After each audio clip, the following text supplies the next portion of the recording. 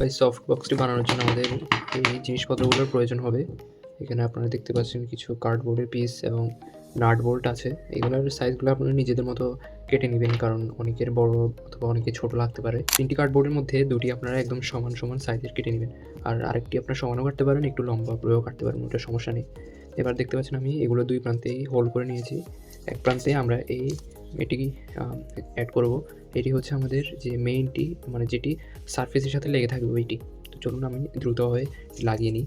তো এটি লাগানোর পরে জিনিসটি কিছুটা এরকম দেখাচ্ছে। এবার আমি এই কার্ড পিসটিও এটির সাথে লাগিয়ে দিব কিছুটা এইভাবে। তাহলে আমরা ইজিলি এটিকে এভাবে আপনারা দেখতে পাচ্ছেন মুভ করাতে পারবো। সার্কিটের জন্য আমাদের এই সকল কম্পোনেন্টসের প্রয়োজন হবে।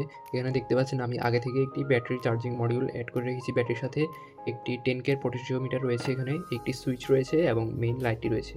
আপনারা ট্রাই করবেন এরকম কপ লাইট কেনার জন্য, কারণ এগুলোর ব্রাইটনেস অনেক বেশি ভালো হয়। এবার আমাদের আরও কিছু এরকম কার্ডবোর্ড পিসের দরকার হবে।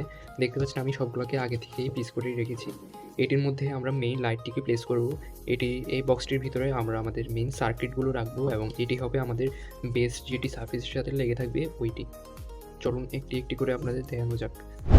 প্রথমে এখানে আমি যে বক্সটি বানিয়েছিলাম ওটিকে এইখানে গ্লুগান দিয়ে আটকে নিব।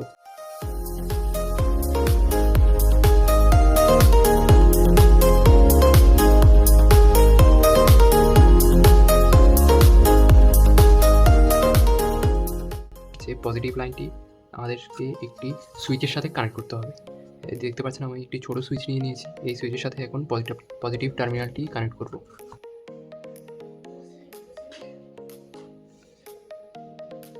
সুইচের সাথে আরেকটি কানেকশনও করতে হবে, যেটি কিনা পোটেনশিওমিটারে কানেক্ট হবে।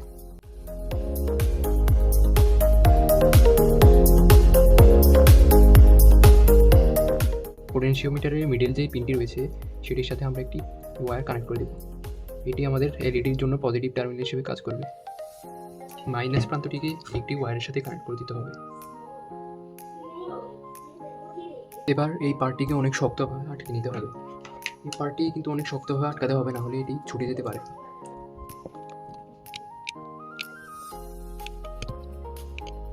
তো ভাই লাইটটি কিছুটা এরকম দেখাচ্ছে। এখন আমি দেখতে পাচ্ছেন উপর দিয়ে কিছুটা কালার পেপার অ্যাড করে নিয়েছি যাতে একটু সুন্দর মনে হয়, এবং আমরা এখান থেকে এই সুইচটির মাধ্যমে অন করে ফেলতে পারবো এবং এই পটেনশিওমিটারটির মাধ্যমে আমরা লাইটের ইন্টেন্সিটি কম বেশি করতে পারবো। দেখতে পাচ্ছেন অনেক সহজেই কিন্তু কন্ট্রোল করা যাচ্ছে।